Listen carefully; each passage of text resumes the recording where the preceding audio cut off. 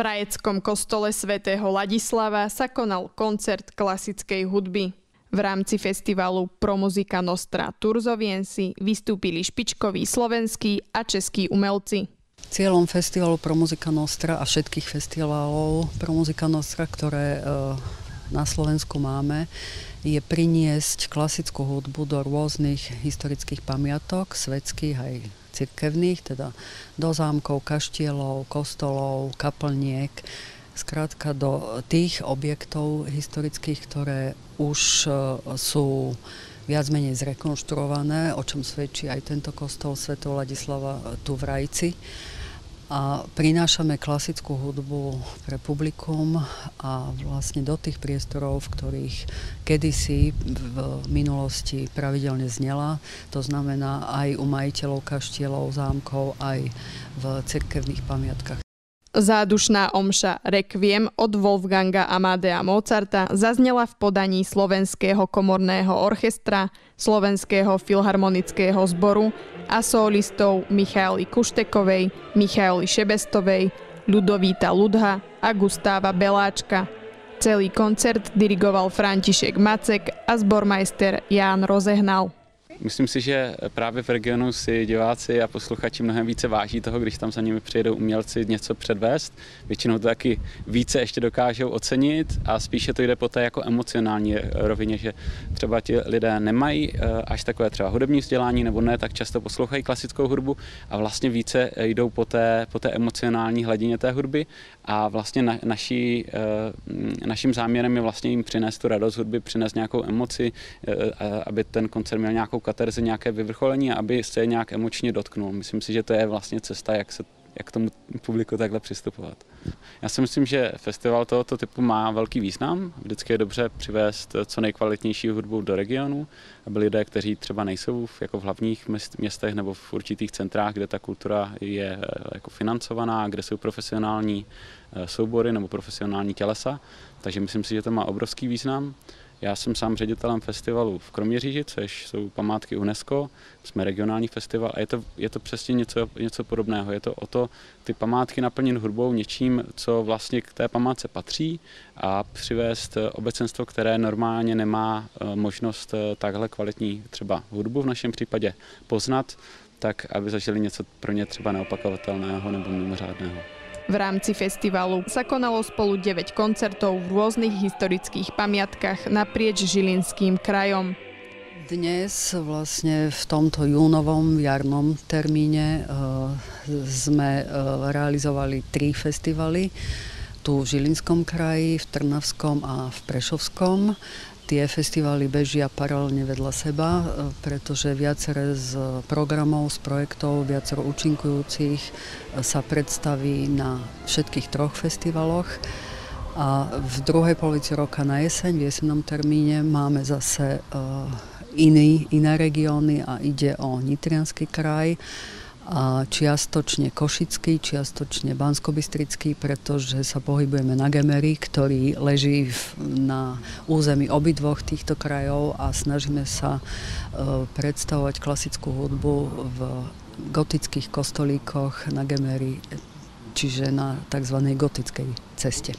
Festival Pro Musica Nostra sa snaží spojiť krásu klasickej hudby a krásu kultúrnych pamiatok do spoločného umeleckého zážitku. Inšpiráciou bola veľká encyklopédia Slovenska od Petra Kresánka. Ten postupne zmapoval kultúrne pamiatky po celom Slovensku. Peter Kresánek je dodnes poradcom v otázkach ohľadom vhodnosti priestorov pre tento festival.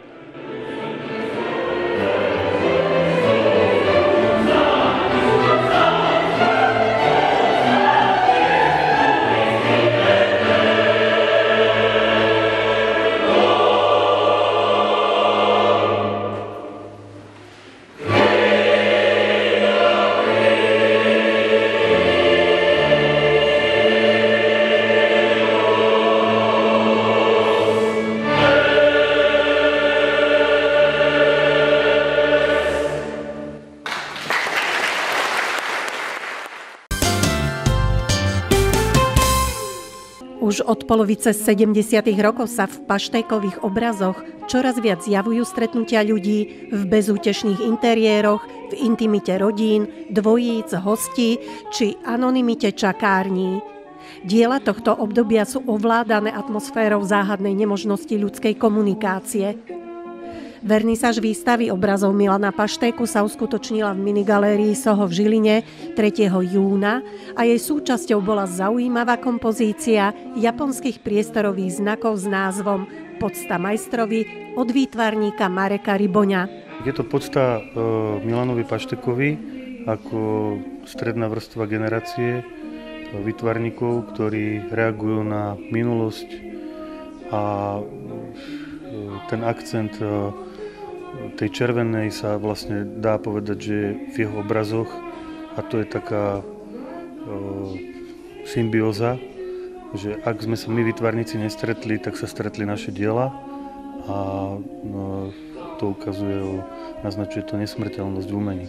Nie som v zásade proti generačným opozitným výpovediam. To znamená, že v tomto prípade tu naozaj máme autorské výpovede človeka, ktorý teda, keby žil, bol by to naozaj už medzi tou golden generáciou, bol by to starší výtvarník, naozaj vo vyššom veku a s autorom, ktorý je momentálne v strednej generácii. Takže absolútne prirodzené pre mňa. Milan Paštéka sa narodil v Trenčíne a od svojich 3 rokov býval a tvoril v Rajci pri Žiline.